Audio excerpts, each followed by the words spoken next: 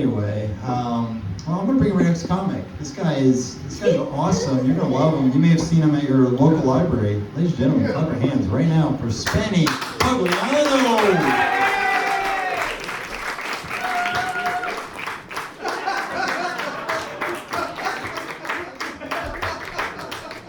Hi, how are you? Oh my God, it's all right. I just want to start off by introducing myself. I have Spenny Pugliano. If we have not met before, it's nice to meet you. If we have met before, it's nice to see you again. And either way, I am both happy and honored to be performing stand-up comedy for this evening, especially for a great cause. So thanks for being here. All right, here we go. First joke.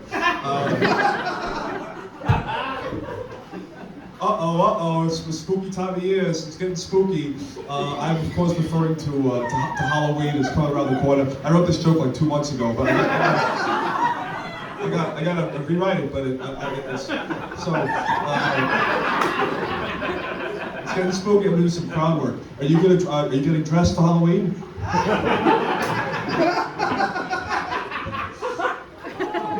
I'd like to as well, but listen, I went to a costume store the other day. I wanted to be Batman, and listen, it was $140 for a costume.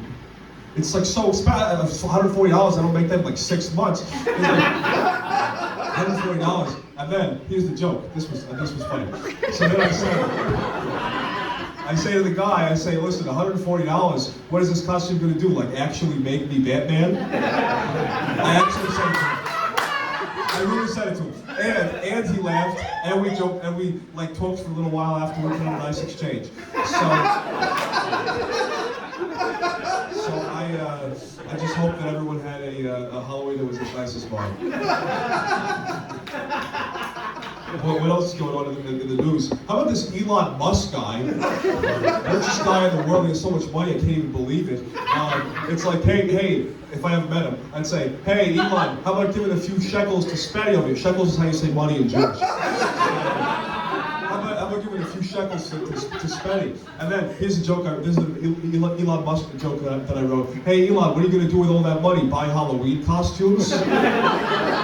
To pull back to the first joke. So I'm trying to, write jokes that are more complex, and I do think that I'm improving.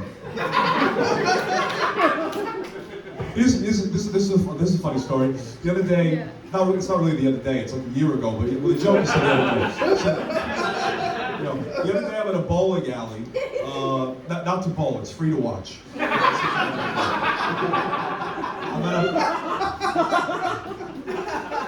I'm at a bowling alley. Listen, I like to talk to people wherever I go. I like to talk to them. So I go up to the kid at the front desk. He has the shoes, because if you want to bowl, you got to get special shoes. It's been that way for like 2-3 years. I don't know why. You got to get shoes.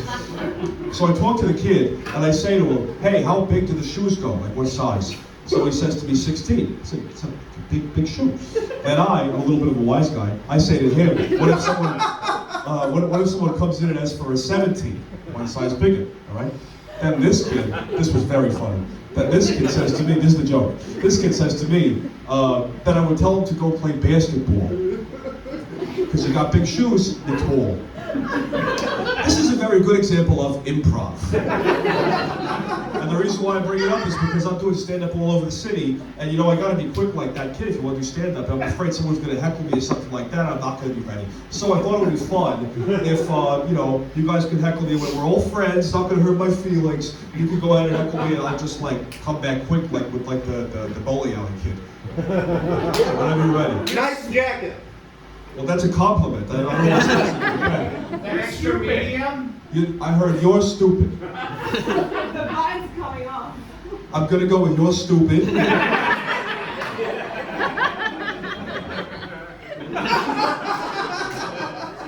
All right, so that one I do not have. But I gotta say, this is the farthest I've ever gotten with this exercise. So I will keep adding to the list. Anyway, I'm gonna do more crowd work because I think it's going well. Is anyone going through a breakup right now? Yeah, me too. I got got divorced about 6 years ago. What had happened was, for those of you who don't know, just a quick recap.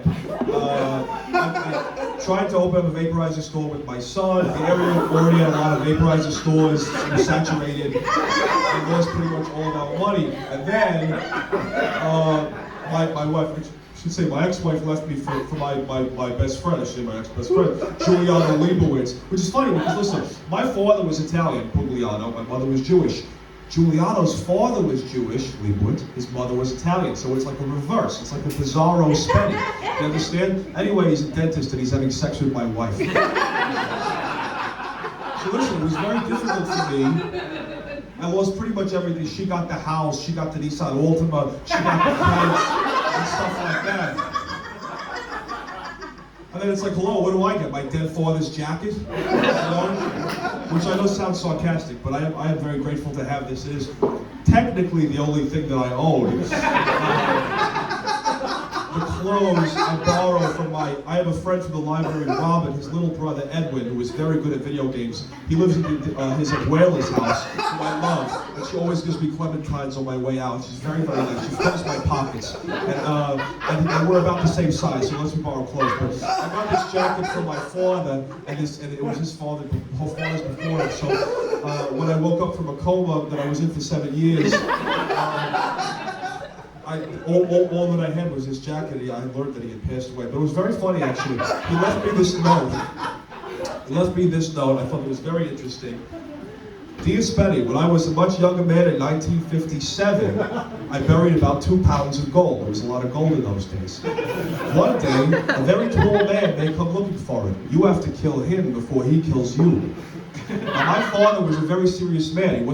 He didn't like practical jokes or anything like that, which is what made this so funny. You know, it was a very, very funny thing that he did. So, good joke, Dad, about the gold and the tall man. Anyway, you know, it wasn't all bad with the divorce. You know, I have gotten to do some stuff. You know, that I wasn't able to do before. One of those things is watch movies and television I didn't have a chance to before because I was too busy being a dad. And there's this one show, I love this one. Can you get the DVDs free from the library? I love this. The Office. You see, obviously, it's like a very popular show.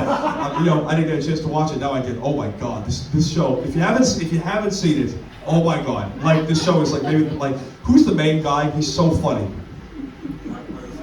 The actor. Stephen Carell. I think he might actually be like a genius. He is so. There's this one episode.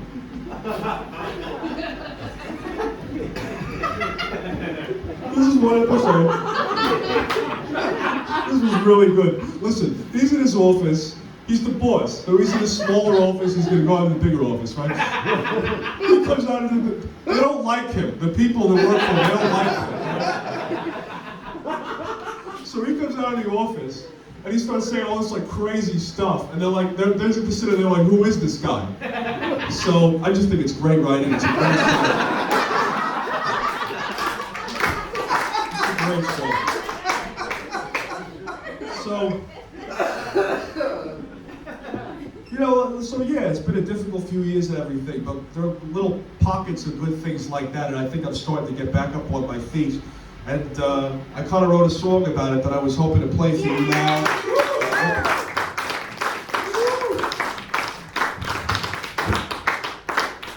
So this song is like, listen, if anyone this year, if you got fired, if you broke up, if your best friend like really had sex with your wife.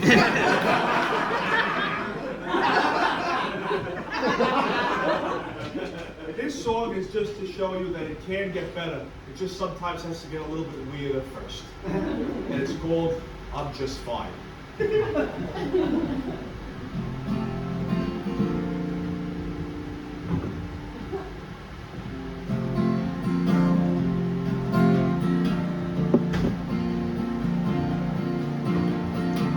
I'm 6 years older and I can't find a decent place to rest my back or mine, but I'm just fine, I'm just fine, I'm just fine. In my my life I've seen better days. I tried to get a job driving the subway, but I'm just fine. It's like 12 weeks of training, and then it's 4 weeks where it's like they train next to you, like you train with someone. So 16 weeks, it's a union job, it's 16 weeks total. Logistically, it just wasn't, I needed to get paperwork, which I could not get because of the restraining order. So I gotta find something else. But it's a good job if anyone's looking. And I called you on the telephone. You hung out all alone. Up on 8th Avenue with the cold sinking into my bones. I'm just fine, I'm just fine.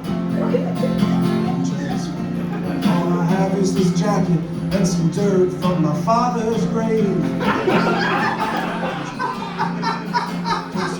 Sometimes it tells me you're the gold you gave. I'm just fine, I'm just fine. You know, I gotta say, for a long time, the only love that mattered to me was Angelique's love. I thought it was the only way that I could be happy. My ex-wife, Angelique. And now when I think about it, you know, not only was it not fair to her, it wasn't fair to me either. Because there's love all around us. I don't think it's fit, you know, it makes sense to look for it in one place. You shouldn't put all your eggs in one basket, as the saying goes. So in this instance, the eggs would be love, and yes, and then Angelique would be the basket, right? Because if each egg is love, then it could be all sorts of, every person is a basket. So yes, the eggs are love, and then Angelique is a basket. Anyway.